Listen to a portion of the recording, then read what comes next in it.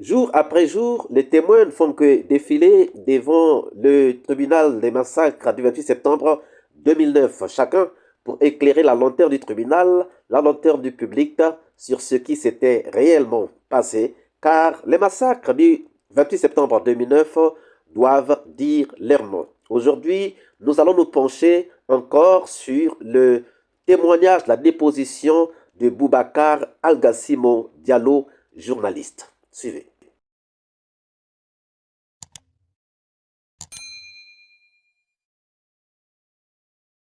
Bonjour, bonsoir, cela dépend de l'heure à laquelle vous regardez cette vidéo. Bienvenue si vous nous découvrez pour une première fois.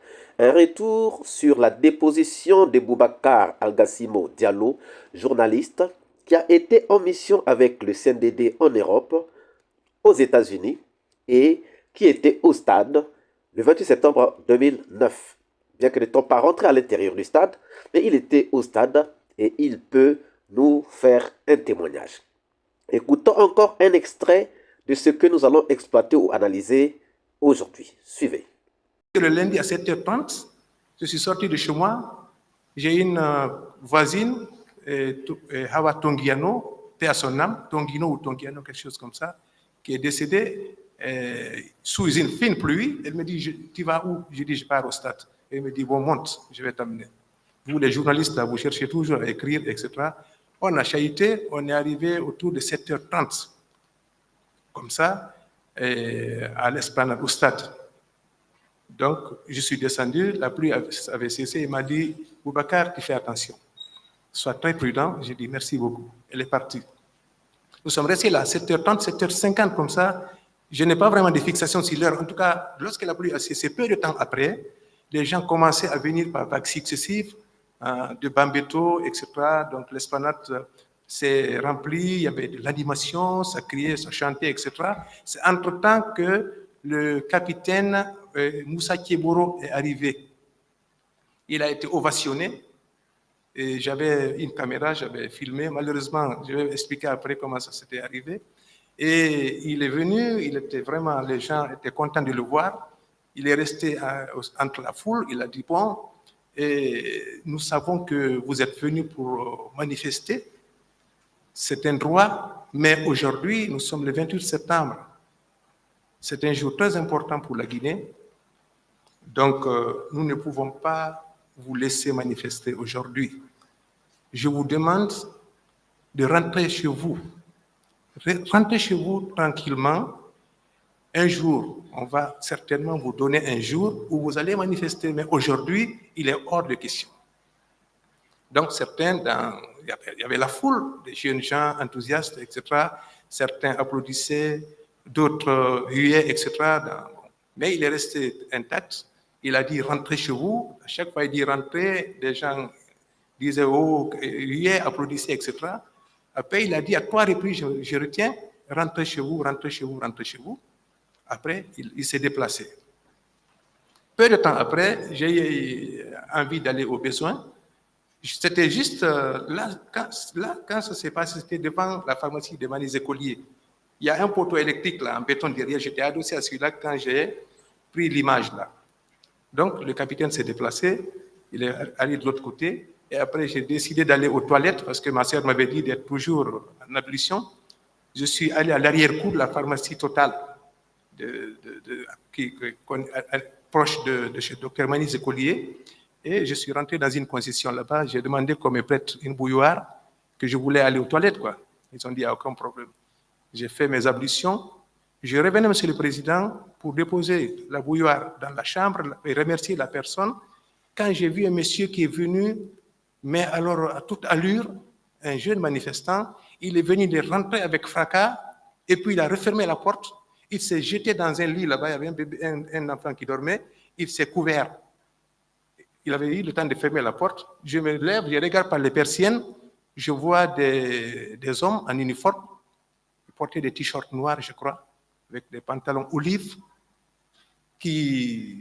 parce qu'entre-temps, ce jeune avait été suivi par une autre vague de manifestants qui, le temps de comprendre, j'ai compris que ces gens-là étaient pourchassés par ces hommes en tenue, munis de matraques, mais ils ont fait usage d'une brutalité inouïe à coups de pied ou de porte, ils terrassaient certains, etc. Le spectacle était foudroyant. J'ai vu ça. Après, ils ont traîné certains qui sont sortis et puis après, ils sont repartis. Quand ils sont repartis, j'ai ouvert la porte, je suis sorti. Je suis venu à la station, il y avait là maintenant une tension, on voyait des gendarmes, des policiers, et puis la foule qui... C'était vraiment la débandade. Entre-temps, mon téléphone, j'ai un petit téléphone sur lequel Associated Press m'appelle. Il y a ce jour-là, c'est le desk de Johannesburg qui travaillait. La dame m'a appelé, Boubacar, qu'est-ce qui se passe à Conakry? Je lui ai expliqué ce que j'ai vu tout de suite, ces actes de violence. Il m'a dit, non, mais ça c'est important. Il m'a dit, mais comme ça criait, il m'a dit, Boubacar, je n'entends pas. Elle ne parle pas bien français, elle s'exprime beaucoup plus en anglais. Son français était approximatif. Et donc, cela ajouté au bruit faisait que la communication était très difficile. Elle a dit, il faut que je quitte là et que j'aille me mettre à l'abri quelque part pour expliquer ce qui se passe. Parce que, Monsieur le Président, quand il y a manifestation, les médias internationaux deviennent concurrents. Donc, à côté, il y avait Mouktar de l'agence de France Presse, et moi j'étais là, il y avait d'autres agences. Donc, la vitesse de l'information, quand c'est comme ça, la presse internationale, le correspondant, ils veulent que tu sois le premier à envoyer en temps réel l'information parce qu'ils publient dans la continuité. L'info continue, en fait, les factuels. Elle m'a dit de mettre à l'abri, je suis allé me mettre quelque part où elle m'entendait. Elle m'a dit, bon, tu vas m'expliquer comment ça fonctionne. Moi, je suis le correspondant ici. Elle est la correspondante à Johannesburg, mais l'éditeur de ce jour était à New York. Donc, moi, je lui explique, elle transmet en anglais à l'autre, et donc ce dernier lui envoie des questions et elle me répercute la question. Chers amis, vous venez encore de suivre cet extrait de la déposition de Boubacar Al-Gassimo Diallo. Nous allons parler de quelques aspects qui doivent nous interpeller. Alors que c'est une manifestation de l'opposition qui apparaît sur le terrain le colonel Moussa Tchekboro Kamara pour demander aux gens de repartir à la maison parce que le 28 septembre est un jour très important. C'est comme si manifester le 28 septembre faisait en sorte que le 28 septembre ne soit plus un jour important. De quel droit Tchekboro pouvait-il demander aux gens de rentrer à la maison? En quelle qualité le colonel Tchekboro pouvait-il demander aux gens de ne pas manifester? Était-il le ministre de l'administration du territoire? Non. Était-il le ministre de la Sécurité? Non. Était-il le ministre de l'Intérieur? Non. Était-il le maire de Conakry? Non. Donc, en réalité, nous trouvons que le colonel Tchekboro n'avait aucune qualité, aucun pouvoir de demander aux gens de repartir à la maison. Mais pourquoi donc a-t-il agi ainsi? Nous allons revenir. Continuons d'abord avec le récit. Dans le récit, le journaliste dit que là où il est allé faire ses ablutions, il y a quelqu'un qui est venu en courant, qui a ouvert la porte, qui a refermé et qui est allé se jeter au lit pour se couvrir. Et lui, en regardant, il a vu qu'il y avait des hommes en uniforme avec des t-shirts noirs et des pantalons militaires. Alors, nous savons les t-shirts noirs, c'est qui? Ce sont les agents du colonel Tchekboro, anti-drogue. Est-ce qu'au stade, il y avait des drogués? Est-ce qu'au stade, il y avait des grands bandits pour que la brigade anti-drogue et anti-grand banditisme puisse se jeter donc au stade? Donc, Tchekboro était au stade avec ses gens, mais sans mandat. Ni pour lui, ni pour ses agents. Sans pouvoir, sans crédibilité. Mais ils étaient là. Est-ce que Tchekboro pouvait se permettre d'être au stade seulement comme ça, alors qu'il n'avait aucun droit, alors qu'il n'avait aucun pouvoir, aller seulement au stade et demander que la manifestation soit reportée? Pourquoi n'avait-il pas appelé, s'il avait les soucis, pourquoi n'avait-il pas appelé le ministre de l'expansion du territoire, le ministre de l'Intérieur ou encore le ministre de la Sécurité pour essayer de voir ce qu'il pouvait faire, ou encore le maire de Conakry? C'est pour cela que nous trouvons que nous pouvons confirmer ce que certains ont dit. Sori Kondé a dit que c'est le colonel avait été envoyé par le président, parce que le président savait que lorsqu'il avait manifestation et que le colonel Tchekboro se retrouvait là, ça s'est passé toujours bien. Donc,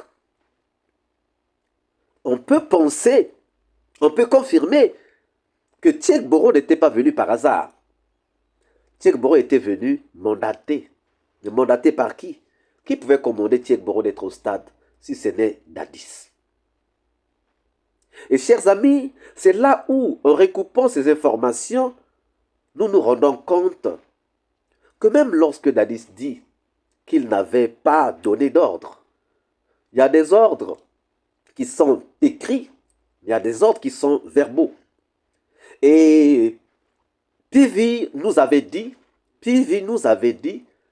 que lorsqu'il agissait seulement dans Brazzaville, les ordres étaient dans Conakry, pardon, les ordres étaient verbaux. C'est lorsqu'il sortait de Conakry qu'il pouvait avoir un ordre écrit. Mais puisque c'était à Conakry, donc on pouvait donner des ordres qui n'étaient pas écrits, mais qui étaient verbaux. Et donc aujourd'hui, personne ne viendra dire qu'on m'avait donné des ordres, parce que si quelqu'un dit qu'on m'avait donné des ordres, on comprendra que cette personne qui avait reçu des ordres était bien impliquée dans le coup. Donc voilà pourquoi les gens ne peuvent pas dire que j'avais reçu des ordres. Chers amis, que pensez-vous de la présence de Tchekboro au stade? Que pensez-vous de l'agissement ou des agissements des éléments de Tchekboro au stade?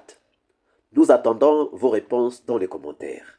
Si cette vidéo vous a plu, ne manquez pas de laisser vos pouces bleus, de commenter et de partager. Si vous n'êtes pas encore abonné, c'est le moment de vous abonner et surtout de ne pas manquer d'activer la cloche des notifications afin d'être averti à temps réel de toutes nos prochaines publications. Quant à moi, je vous dis à très bientôt pour une nouvelle capsule. Ciao!